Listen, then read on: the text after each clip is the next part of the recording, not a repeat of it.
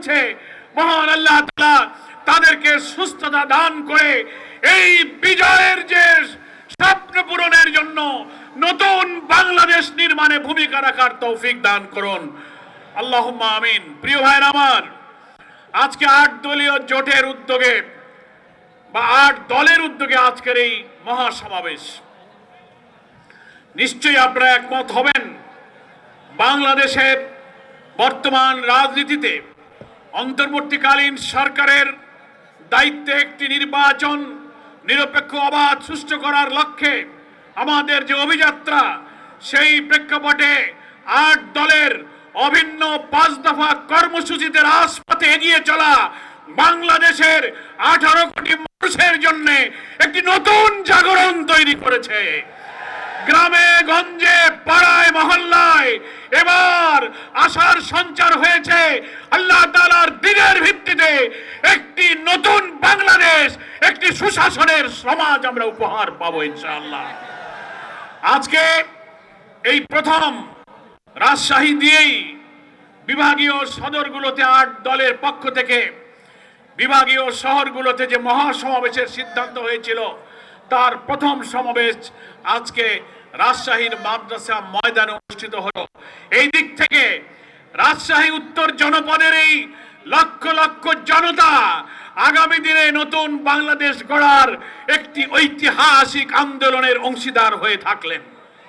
আগামীকালকে খুলনা, এরপরে বিভিন্ন বিভাগীয় সদরের 7টি শহরে মহাসমাবেশের মধ্য দিয়ে 8 দল রাজধানী ঢাকায় গড়ে ওঠা 8 দলের সংগ্রামকে আমরা বিভাগীয় সদরে ছড়িয়ে দিলাম।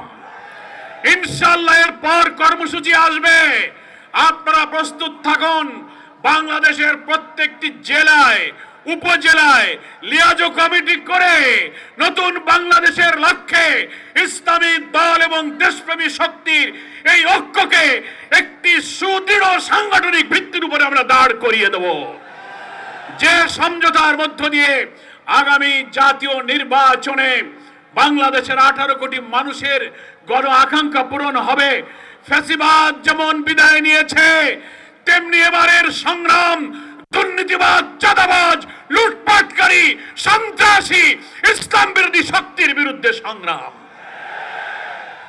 আমরা সেই জোটকে সম্প্রসারণ করছি। আমাদের এই জোট সম্প্রসারণের মধ্য দিয়ে নতুন বার্তা হলো জাগরণের বার্তা। সেই জাগরণ হলো, আমরা স্বাধীনতার 54 বছরে 3টি দলকে দেশ শাসন করতে দেখেছি। সামরিক শাসন প্রায় 8-9 বছর, আর রাজনৈতিক দলগুলো বাকি সময় মিলে 54 বছর দেশ শাসন করেছেন। দলের নাম উল্লেখ না করেও যদি বলি, 3টি দলের প্রত্যেকটি শাসনের সময় বাংলাদেশে দুর্নীতির স্বর্গরাজ্যে পরিণত হয়েছিল। তারা সন্ত্রাস করেছে, লুটপাট করেছে, চাঁদাবাজি করেছে, ভিন্ন মতকে দমন করেছে, আলেম ওলামা, পীর মাশায়েখ, ইসলামী আন্দোলনের বর্ষিয়ান নেতাদেরকে কারাগারে পুরে, রিমান্ডে, ক্রসফায়ারে, আয়না ঘরে, ফাঁসিতে ঝুলিয়ে হত্যা করেছে। ইসলামী জাতিসত্তা মূল্যবোধকে তারা ধ্বংস করেছে।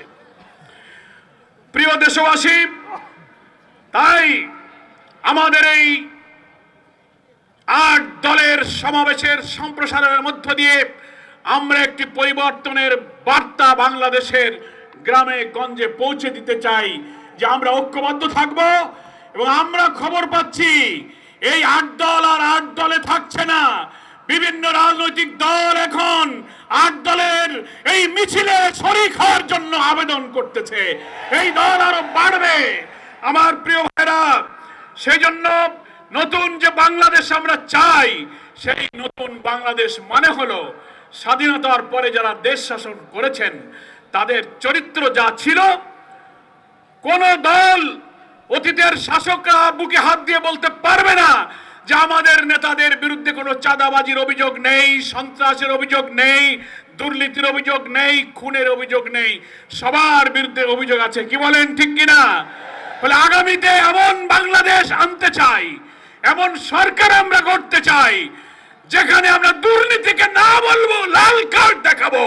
দুর্নীতিতে চলবে না, সন্ত্রাস চলবে না, ভিন্ন মতের উপরে দমন পীড়ন চলবে না।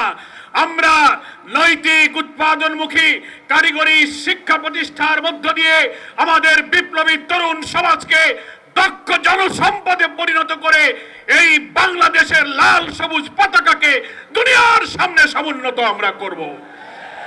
আমাদের এই 8 দলের এই সমঝোতা আগামী দিনে নতুন দেশ গড়ার স্বপ্ন পূরণে ইনশাআল্লাহ সাহায্য করবে। ফলে আমাদের এই পরিবর্তনের বার্তায় বাংলাদেশের সব মানুষকে আমি সামিল হওয়ার জন্য আহ্বান জানাই।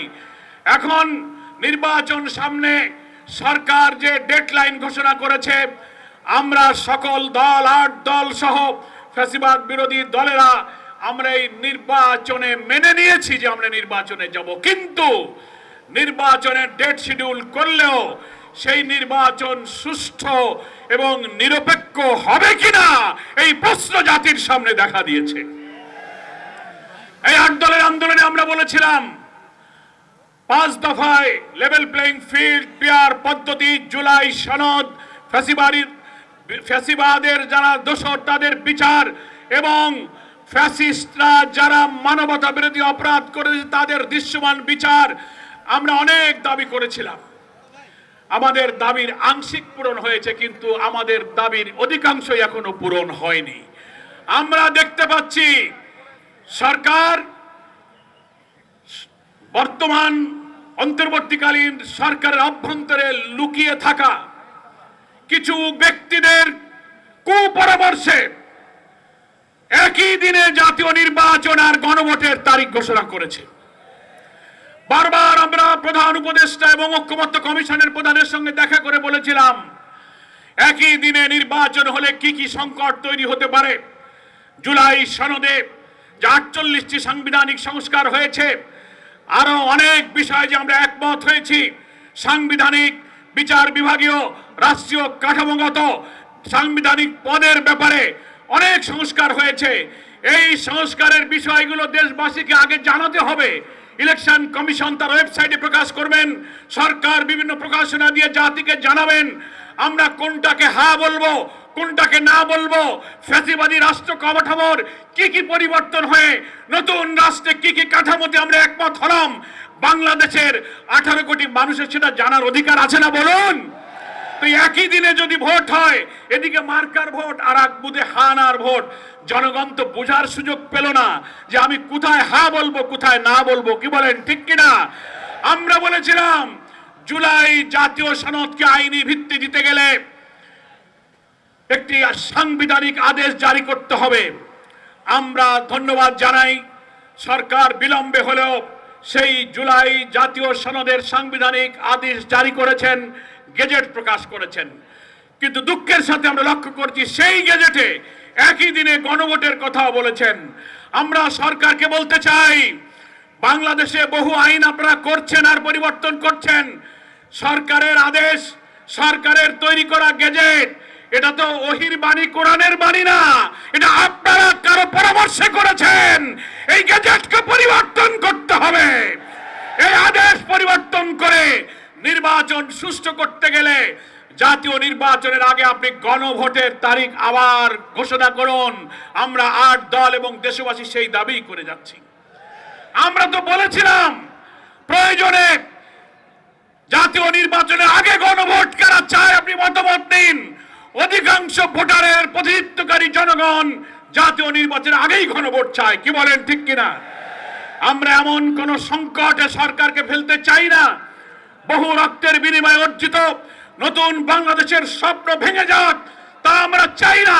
নিয়মতান্ত্রিক আন্দোলনে আপনাদেরকে বারবার বলে যাচ্ছি, সুযোগ আছে, আপনারা জাতীয় নির্বাচনের আগে এখনো গণভোটের তারিখ পরিবর্তন করুন। তা না হলে একটা বিভ্রান্তির যে ধূম্রজাল আপনারা তৈরি করেছেন, ভোটাররা ভোট কেন্দ্রে কম আসবে, গণভোটে ভোট কম পড়বে, না বুঝে নাতে সিল মারবে, বুঝতে পারবে না। এই সংকট দূর করার দায়িত্ব সরকারকেই গ্রহণ করতে হবে।